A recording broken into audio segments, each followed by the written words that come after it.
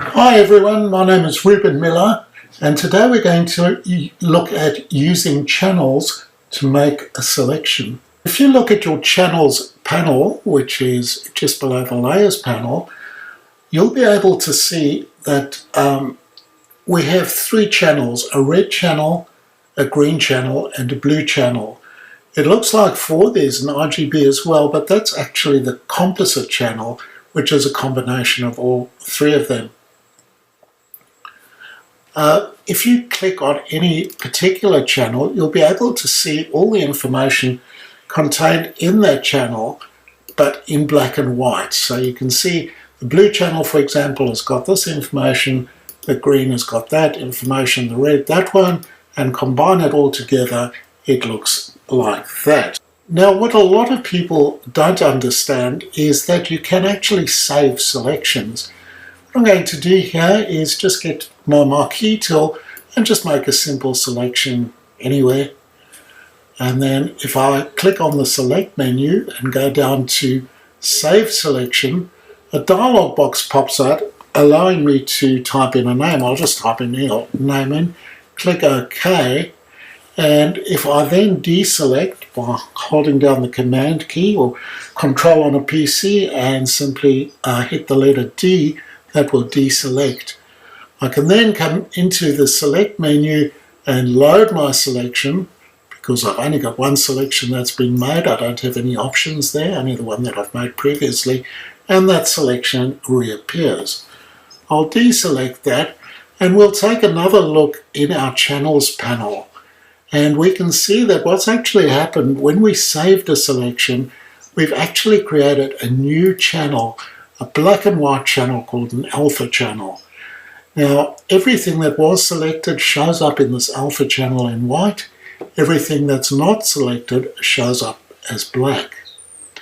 Now, we can actually use Photoshop's way of saving selections in channels by tricking Photoshop to believe that an existing channel is actually an alpha channel.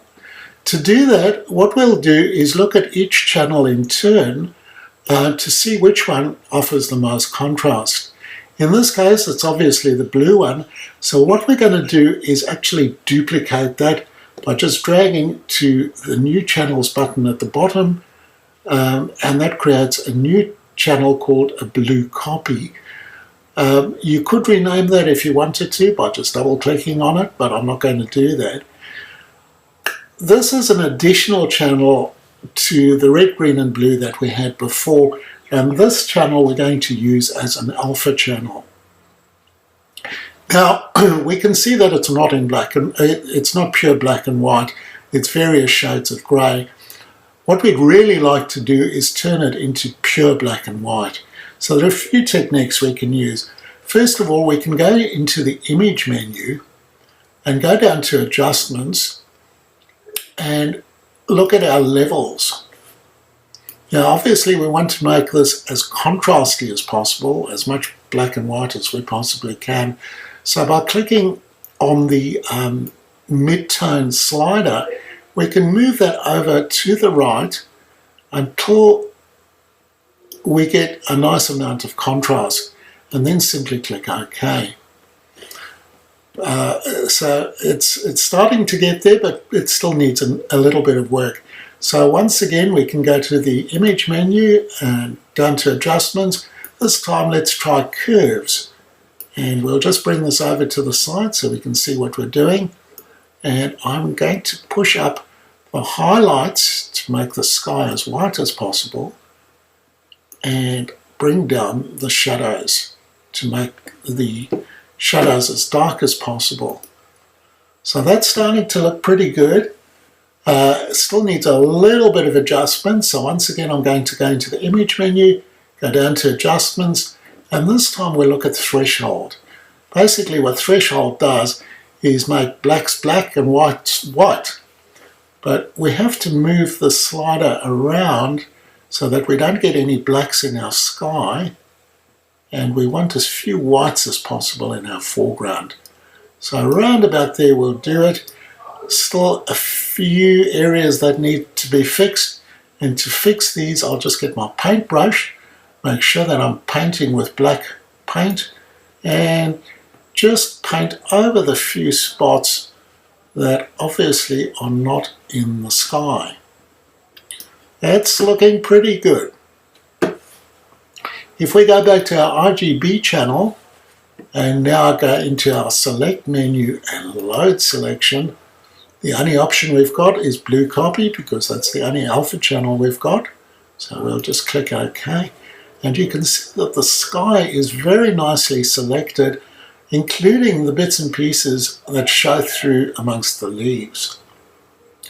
What we're going to do is actually get an image of some clouds, which I just happen to have here, and select that entire image, which we'll do by holding down the Command key on a Mac or the Control key on a PC and pressing A to select all, and then Command or Control C to copy, and then we'll go back to our giraffe image and go to the Edit menu, and instead of Paste, let's go to Paste Special and then Paste Into.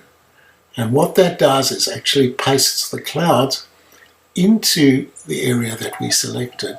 And you can see that the clouds are showing in amongst the gaps left by the leaves amongst the trees.